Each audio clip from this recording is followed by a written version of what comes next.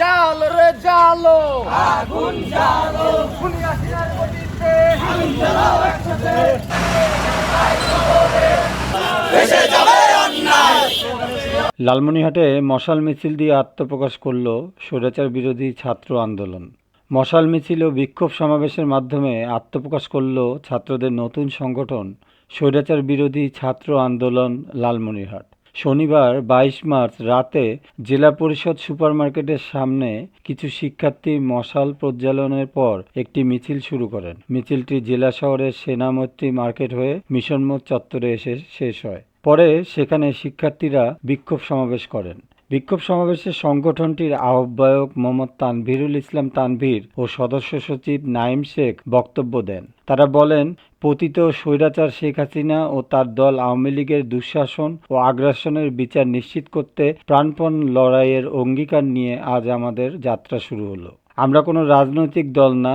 আওয়ামী লীগকে দল হিসেবে নিষিদ্ধ করতে গণঅভ্যুত্থান ও এর আগে সংগঠিত সকল গুম, খুন ও গণহত্যার ন্যায় বিচার নিশ্চিত করা এবং ভারতীয় আগ্রাসনের বিরুদ্ধে প্রতিরোধ গড়ে তোলাই আমাদের মূল লক্ষ্য। এছাড়াও বাংলাদেশের সার্বভৌমত্ব রক্ষা, গণতন্ত্র পুনঃপ্রতিষ্ঠা এবং ছাত্র সমাজের ন্যায্য অধিকারের দাবিতে আমরা আপোষহীন ভূমিকা পালন করব।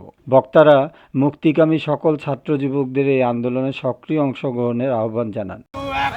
ডাইরেক্ট অ্যাকশন, আওয়ামীর বিরুদ্ধে ডাইরেক্ট অ্যাকশন। আমার ভাই কবরে, খুনি কেন বাহিরে, কেন বাহিরে, আমার ভাই কবরে।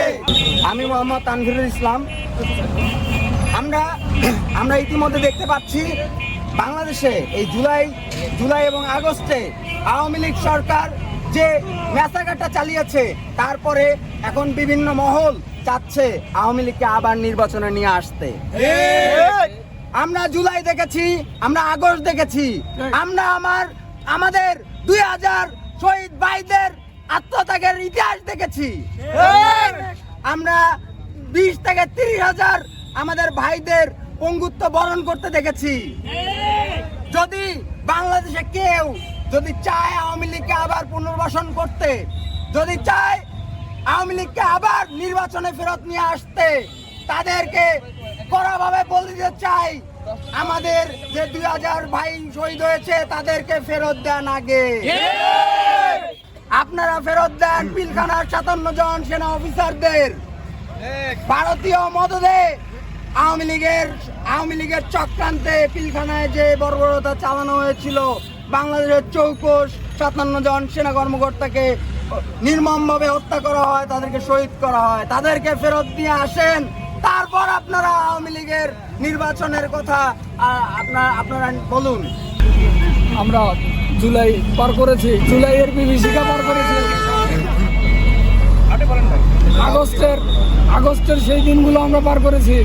আমরা দেখেছি শেখ হাসিনার সরকার 16 বছর বাংলাদেশের মানুষের স্বাধীনতার সার্বভৌমত্বের ওপর কি স্টিম রোলার চালিয়েছে।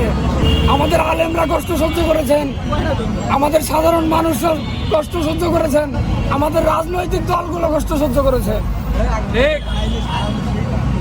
রাজনৈতিক প্রতিপক্ষের ওপরে যে দমন পীড়ন চালিয়েছে, এটা পৃথিবীর ইতিহাসে বিরল।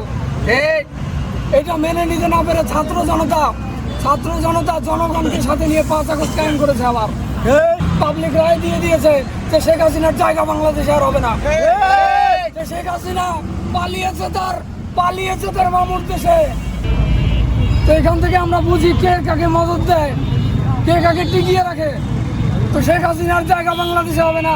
বাংলাদেশের মানুষ 12 ঘন্টায় 24টা সংগঠন আবার প্রতিষ্ঠা করবে ইনশাআল্লাহ। আমি বৈষম্য বিরোধী ছাত্র আন্দোলনের একজন প্রথম সারির কর্মী হিসেবে বৈষম্য বিরোধী ছাত্র আন্দোলনের পরে আবার বললাম, 12 ঘন্টায় আমি 24টা সংগঠন প্রতিষ্ঠা করব শেখ হাসিনার বিরুদ্ধে লড়ার জন্য।